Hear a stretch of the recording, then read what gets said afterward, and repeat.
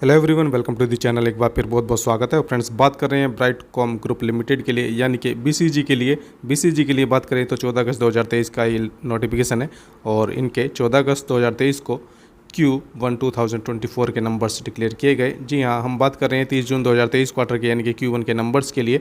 और यहाँ पर स्टडी करेंगे हम कंसोलिडेटेड नंबर्स को, और जो भी वैल्यूज़ यहाँ पर हमें देखने को मिल रही हैं वो आपकी लाख्स में देखने को मिल रही है। इन वैल्यूज़ को कन्वर्ट करके हम करोड़ में लेकर चलेंगे और राउंड फिगर में भी लेकर कंपेयर करेंगे, जिससे कि समझने में यहाँ पर आसानी रहे। सो ये आपके इस क्वार्टर के Q1 के नंबर्स हैं, ये लास्ट क्वार्टर के Q4 के नंबर्स हैं और ये लास्ट ईयर के Q1 के नंबर्स हैं। सबसे पहले कंपेयर करेंगे क्वार्टर ऑन क्वार्टर बेसिस पर इनके लिए रेवेन्यू फ्रॉम ऑपरेशंस को। सो लास्ट क्वार्टर में यानी कि Q4 में इनका जो रेवेन्यू फ्रॉम ऑपरेशन जनरेट हुआ था 1368 करोड़ रुपीज़ के आसपास था। राउंड फिगर में हम बात कर रहे हैं। और इस क्वार्टर में बढ़कर इनका रेवेन्यू फ्रॉम ऑपरेशन हुआ है 1690 करोड़ रुपीज़।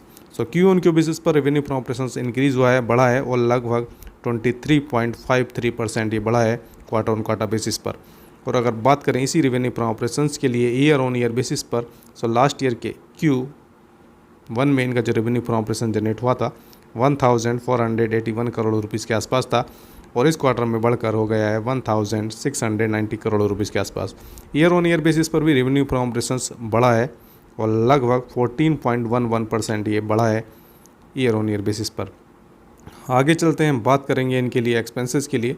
सो अगर बात करें इनके लिए क्वार्टर ऑन क्वार्टर बेसिस पर एक्सपेंसेस की, सो Q बेसिस पर इनका जो एक्सपेंस है वो ऑब्वियसली यहाँ पर बढ़ता हुआ नज़र आया है और लगभग 19% ये बढ़ा है। जबकि इनकी सेल हमने देखा था क्वार्टर ऑन क्वार्टर बेसिस पर लगभग 23.5% बढ़ी है।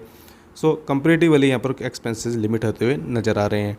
और अगर बात करें इसी एक्सपेंस के लिए ईयर ऑन ईयर बेसिस पर, सो ईयर ऑन ईयर बेसिस पर भी इनका जो एक्सपेंस है ऑब्वियसली यहाँ पर बढ़ता हुआ नज़र आ रहा है और लगभग उसी रेशियो में बढ़ा है जिस रेशियो में इनकी सेल 14.11% के आसपास इनका एक्सपेंस बढ़ा है ईयर ऑन ईयर बेसिस पर। आगे चलते हैं, बात करते हैं इनके लिए नेट प्रॉफिट की या प्रॉफिट फॉर द पीरियड की।